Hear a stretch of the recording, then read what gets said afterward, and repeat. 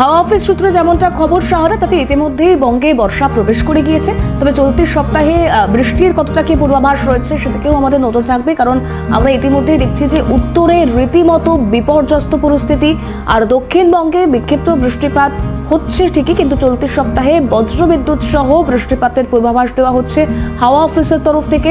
সেক্ষেত্রে কলকাতা উত্তরের জেলাগুলিতে রয়েছে বৃষ্টির পূর্বাভাস। আরো বিস্তারিত জানবার চেষ্টা করব। সৌভিক আমাদের প্রতিনিধি আমাদের সঙ্গে রয়েছে সরাসরি। সৌভিক, হাওয়া অফিসের তরফ থেকে ঠিক কি ওয়েদার আপডেট রয়েছে?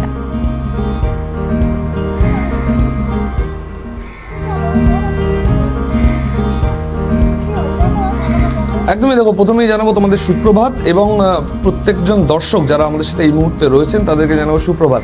এবং আলিপুর আবহাওয়া দপ্তর সূত্রে যেমনটা জানিয়ে দেওয়া হয়েছিল যে গত সপ্তাহেও কিন্তু শেষের দিকে আমরা দেখেছি বৃষ্টি হয়েছে, এবং চলতি সপ্তাহেও কিন্তু বৃষ্টির পূর্বাভাস দিয়ে দেওয়া হয়েছে হাওয়া অফিসের তরফ থেকে।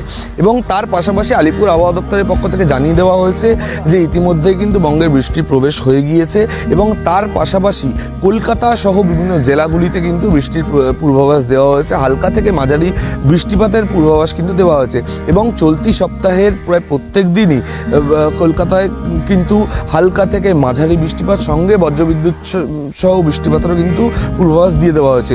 তার পাশাপাশি আজ সকালে, অর্থাৎ সপ্তাহের প্রথম দিন সকালবেলা কিন্তু কলকাতার সর্বনিম্ন তাপমাত্রা ছিল 29 ডিগ্রি সেলসিয়াস, এবং এই তাপমাত্রা যেতে পারে 33 ডিগ্রি সেলসিয়াস পর্যন্ত সর্বোচ্চ তাপমাত্রায়।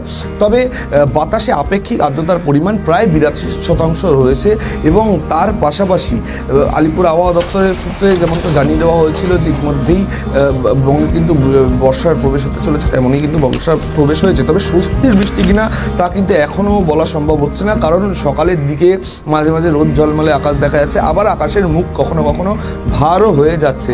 ফলত সবটা মিলিয়ে বঙ্গে যে বর্ষার প্রবেশ, সেই বর্ষার প্রবেশ কতদিন থাকে, কারণ ইতিমধ্যে আমরা দেখেছি যে এর আগেও কিন্তু তাপমাত্রা নিম্নমুখী হওয়ার পরেও, বৃষ্টির প্রবেশ হওয়ার পরেও আবার কিছুদিন গিয়ে কিন্তু বৃষ্টি থেমে যাচ্ছে। কিন্তু চলতি সপ্তাহে এবং গত সপ্তাহের যে পূর্বাভাস দেওয়া হয়েছিল আলিপুর আবহাওয়া দপ্তরের পক্ষ থেকে, তেমনই কিন্তু বৃষ্টি দেখা যাচ্ছে।